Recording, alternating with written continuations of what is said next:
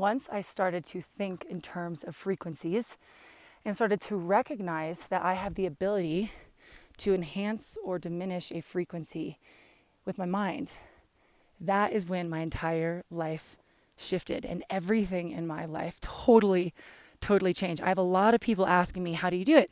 How does that happen? How do you make that? How do you shift your frequency? And right now, this is the starting point right here. I think like 6 years ago, I was really struggling with anxious looping thoughts, just constantly looping the negatives, what ifs. Like, you know what I mean? When you wake up in the morning, you don't have an opportunity to think a different thought. If you've ever been anxious or depressed or whatever it is, you're stuck. You know what I'm talking about. You don't really like have a moment to just think a different thought. What I learned to do was to reprogram my subconscious mind in terms of frequencies. And right here on the trail is where it all began. I would wake up in the morning. At that time, I had stopped drinking because I realized that if I didn't stop drinking, it could potentially become a problem for me.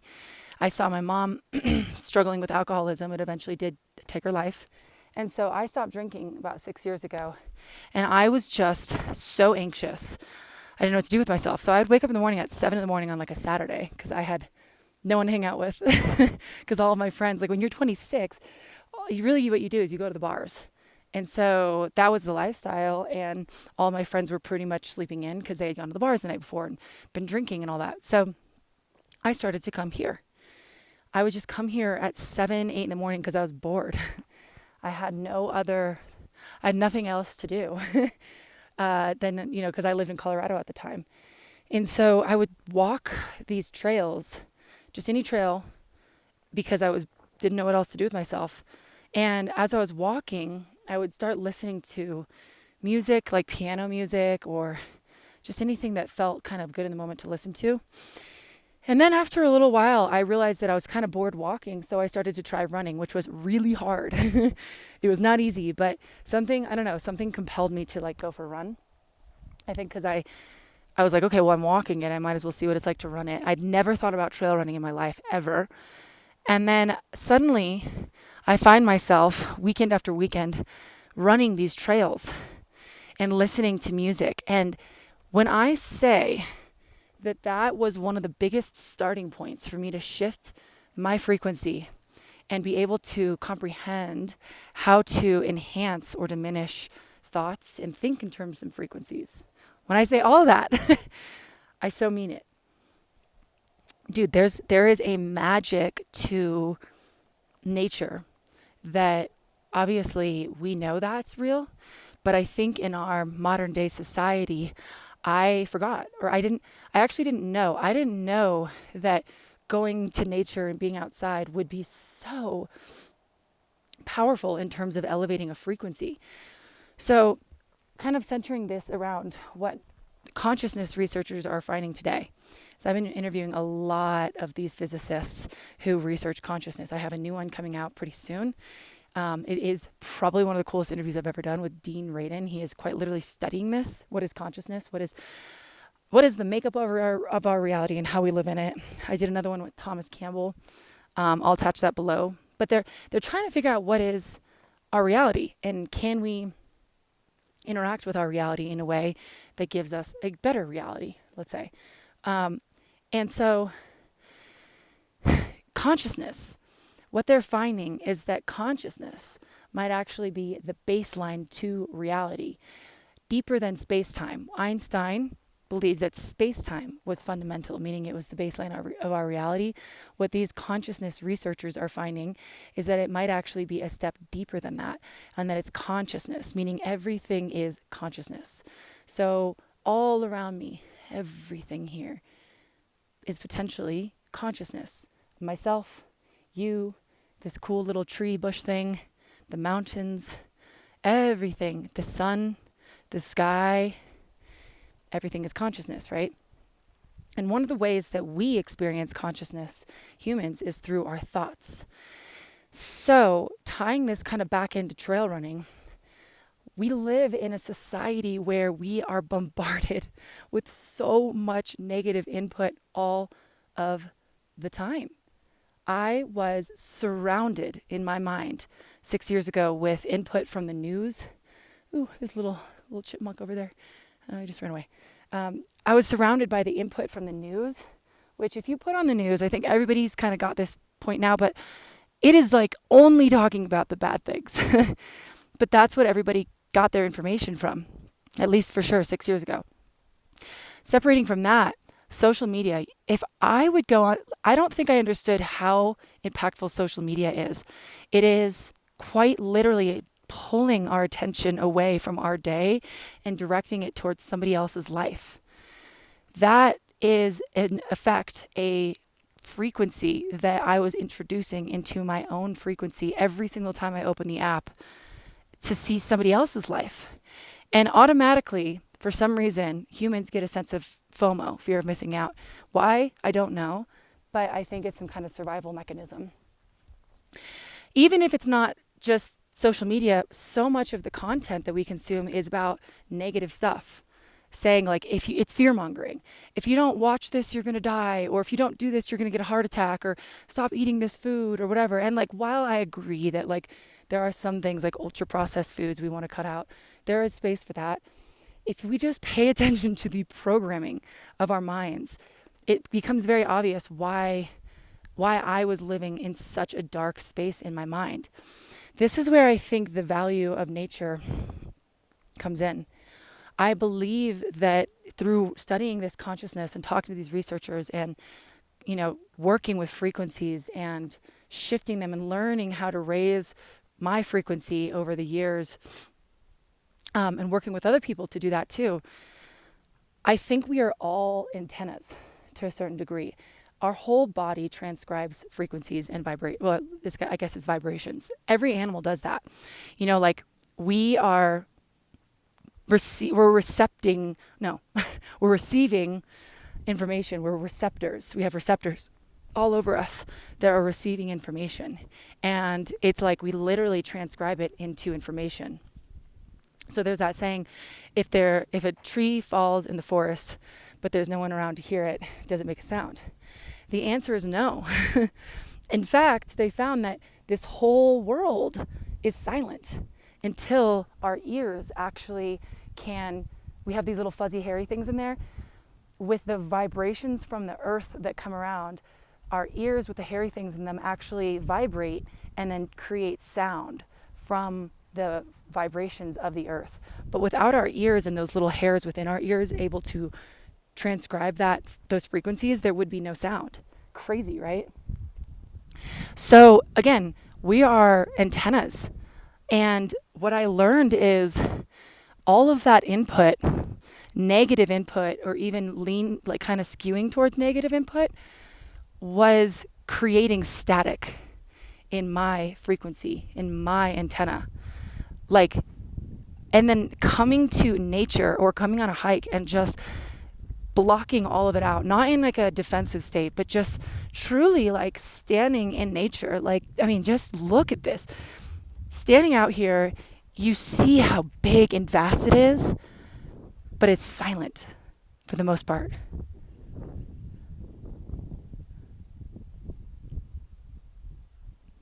All you can really hear is the wind, some birds, little scruffles here and there. It gave me the opportunity to recalibrate my frequency to something that is grounded, something that is real. With so much input from any antenna, like if you have an antenna at home and you have too many frequencies coming in to try to give it information, it creates static. There's too much noise. It's too much noise. And that was what I realized was muddying up. Is it muddling or muddying? I don't know. You know what I'm trying to say? My frequency. So when I started trail running, suddenly I was in a place where I wouldn't say it was like super positive frequencies around me, but nature is extremely neutral, extremely like powerful and grounding. And the more important part is I got separation from all of the input, all of the subconscious plants of social media, and not even that, like other people texting me, phone calls, the news, negative things on podcasts. If like I could count 10 to 12 to 15 things a day that I was paying attention to, giving my attention to, that was creating a frequency within me. And that goes back to what frequencies are, how to enhance or diminish frequencies. One of the most powerful things that I learned was the power of focus and attention. Again, in our society, modern day society, we are constantly being pulled to pay attention to negative things. I mean, there's been stuff in the news, even just this week, last week, that's been pretty dark. And the habit is to watch it and run it into the ground. Watch the whole thing, pay attention to it, know that you know all of it.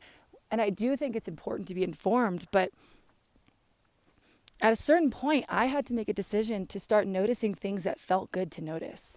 For example, I mean, like, all of this green is insane. Like, it is just beautiful.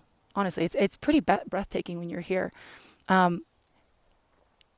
It's like all of this is just working out for itself. It's all just, nature just figures itself out. It figures out how to work, and it's gorgeous, and there's birds and everything. Like, noticing that. Or instead of, like, let's say I didn't have an opportunity to be in nature, it would be like, once I started to do this, I would get to more of a neutral place. And in my morning, I would go on walks, and I would just look at the trees, or just like look at, that cute old lady on the bench, or, just appreciate how nice the weather was, or how cozy my bed was. And I know it might sound a little bit contrived or silly to say that kind of stuff, but literally we're working with what's called a reticular activating system in our brain. And our brain has this tool to help us decipher what we should pay attention to and what it wants to pay attention to. So basically, an example I always use is like the reticular activating system is activated, for example, when you're buying a new car. Let's use that example. When you're buying a new car, you might, like, I was actually buying a new car about 5 years ago.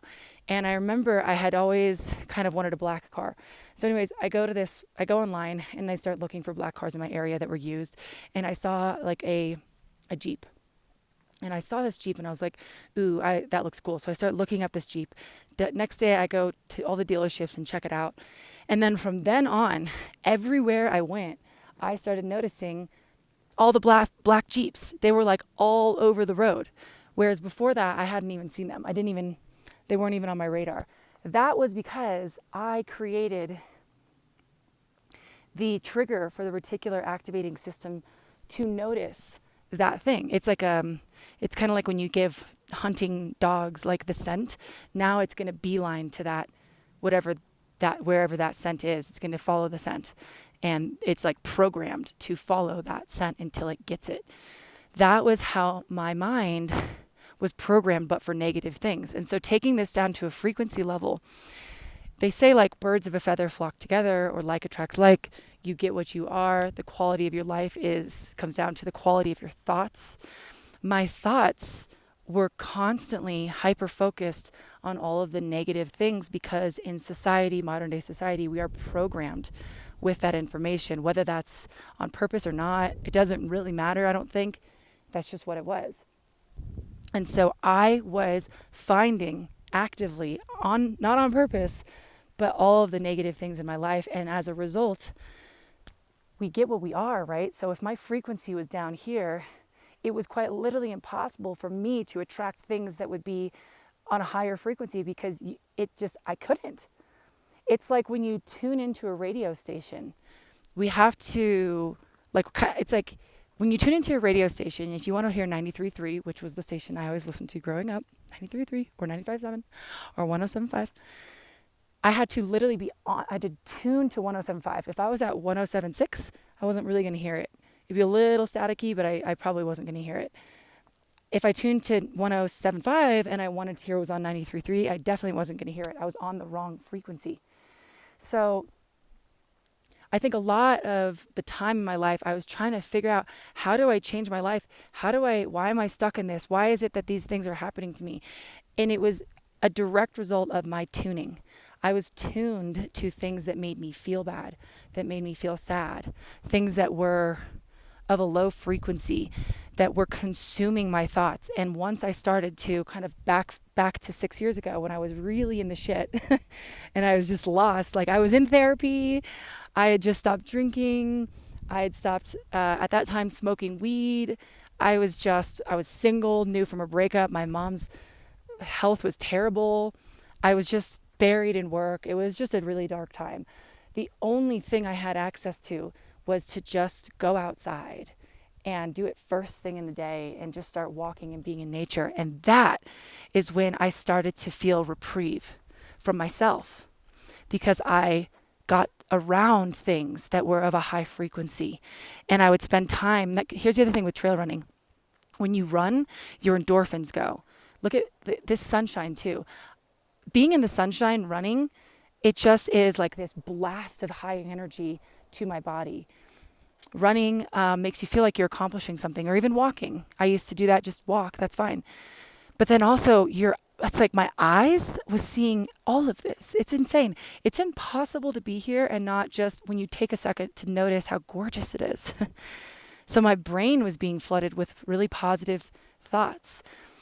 And then to like the frequency, the consciousness level, like we are surrounded by everything that has a frequency to it.